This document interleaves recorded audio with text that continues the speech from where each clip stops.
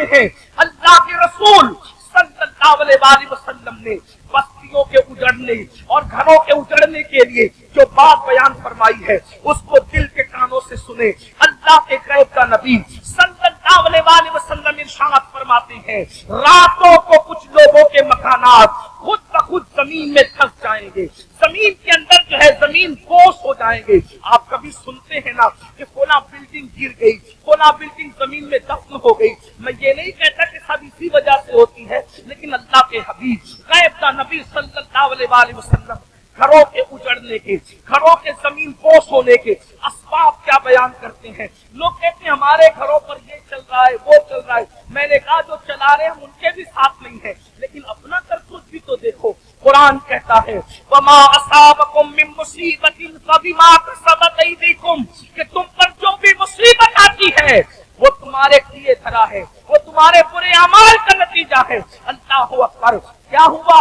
आका इरशाद फरमाते हैं सल्लल्लाहु अलैहि वसल्लम के कुछ लोगों के मकान रातों रात जमीन पे गिर जाते हैं, जमीनों में फंस जाते हैं। सहाबा ने पूछा या रसूल अल्लाह उसकी वजह क्या है? आका फरमाते दो गुना जब घरों के अंदर किए जाते हैं, दो गुना जब इमारतों के अंदर किए जाते हैं तो घरों को जमीन में धसा दिया जाता है, घरों को जमीन बोझ कर दिया जाता है। पूछा या रसूल अल्लाह वो क्या है? फरमाया एक मौसीकी है, म्यूजिक है। जिस घर में म्यूजिक बजता है और जिस घर में शराब पी जाती है रातों रात उन घरों को जमीन में धसा दिया जाता है। अब आप मुझे बताओ कानों में ईयरफोन लगाकर रातों के 3-3, 4-4 बजे तक म्यूजिक सुनने वालों, क्या तुम्हें अपने घरों से प्यार नहीं है? तुम्हें अपने घरों से मोहब्बत नहीं है? तुम्हें अपने घरों से उल्फत नहीं है? और फिर अल्लाह के हबीब अलैहिस्सलाम फरमाते हैं जिसने दुनिया में शराब का एक घूंट पिया और तौबा नहीं की, जब वो मरेगा तो मरने वक्त तो उसकी जबान पे कलमा जारी नहीं होगा, वो कलमे से महरूम रहेगा। और यहाँ तक के हजरत मालिकुद्दीनार फरमाते हैं मैंने कई नशा करने वालों को कुफ्र पर मरते देखा है। अल्लाहु अकबर। हजरत उमर इब्न अब्दुल अजीज कहते हैं मैंने कई नशा करने वालों को कुफ्र पर काफिर होकर मरते देखा है। अल्लाह के बंदो जरा गौर तो करो। फिर तीसरी चीज लेते हैं नमाज के हवाले से। 95% लोग नमाज नहीं पढ़ते हमारे माशरे का, और लोग आसानी से कह देते हैं मौलाना हमें टाइम नहीं मिलता। बल्कि आशूर के शब में भी इसमें जुमेरात ही को जंग हो रही थी करबला। अक्सर मौर्रिखीन कहते हैं जुमरात को ही चाहे वो जंग का आगाज कर दिया था। इमाम पाक ने पूछा गाजी अब्बास से अब्बास क्या कर रहे हैं ये लोग? क्या वो तो जंग शुरू करने की बात करते हैं? क्या उनसे कह दो कि हमें नमाज बहुत पसंद है, हमें तिलावत बहुत पसंद है, हमें क्रिया अल्लाह के लिए करना बहुत पसंद है, जिक्र अस्कार बहुत पसंद है। वो जंग तो होनी है, लेकिन एक रात की वो हमें मोहलत दे दे ताकि आने वाली रात शब आशूर है उसके हम अल्लाह की इबादत करें, क्रिया वो जारी करें। आपसे पूछता हूँ इमाम तो मोहलत ले रहे हैं इबादत के लिए, और अल्लाह रब्बुल इज्जत ने हमें पूरी जिंदगी दी है, इबादत की तरफ नहीं आते। कितनी सादगी से इंसान कहता है मौलाना टाइम नहीं मिलता। मुझे बताओ हमसे बढ़ करके मकर कौन कर रहा है? हम कहते हैं टाइम नहीं मिलता। अगर तिलावत के लिए टाइम नहीं है तो घंटों घंटों व्हाट्सएप पर वक्त के लिए कैसे टाइम मिलता है? अगर अल्लाह की इबादत के लिए टाइम नहीं है तो फेसबुक पर, यूट्यूब पर घंटों गुजारने के लिए टाइम कैसे मिलता है? दोस्तों के साथ गपशप करने के लिए टाइम कैसे मिलता है? याद रखिए अल्लाह के बंदो, कब तक अय्याशियां करते रहोगे? कब तक जराइम करते रहोगे? कब तक खुदा के गजब को चैलेंज करते रहोगे? कब तक अल्लाह के अजाब को दावत देते रहोगे? कब तक खुदा के अजाब से गफलत बरतते रहोगे?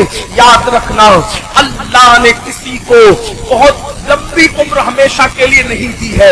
आखिर मौत है मौत, आखिर मौत है मौत। जब उसने महबूबों को मौत दी है तो फिर मरदूदों का क्या हाल होगा? जब उसने मुकर्रबीन को मौत का मजा चखाया है तो दूर रहने वालों का क्या हाल होगा?